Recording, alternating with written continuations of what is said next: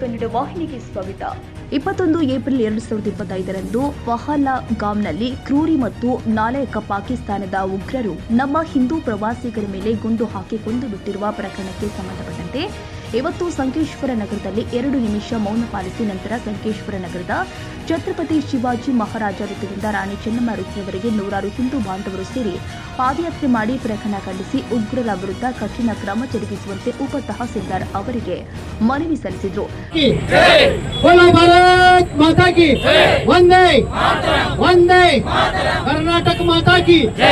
ರಾಣಿ ಚೆನ್ನಮ್ಮ ವೃತ್ತದಲ್ಲಿ ಸುಮಾರು ಗಂಟೆಗಳ ಕಾಲ ಮಾನವ ಸರಪಳಿ निर्मिसी प्रतिभटने ಮಾಡಿ ವಾಹನ ಸಂಚಾರ तडे हिडिದ್ದು आक्रोश व्यक्तपडिसिದ್ರು.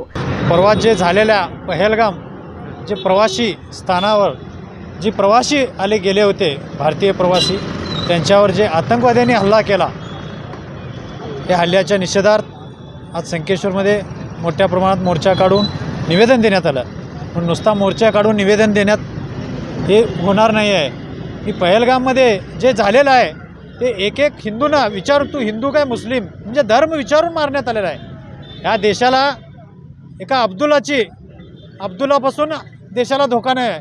या अब्दुल्लाला जे भारताचं खाऊन भारतामध्ये राहून जे अब्दुल्लाला सपोर्ट करतात जे त्याला आश्रय द्यायला लागलेत त्या अब्दुल्लाचा खात्मा पहिला केला पाहिजे आणि तो खात्मा केल्याशिवाय हे आतंकवाद्यांचा खात्मा होणार नाही.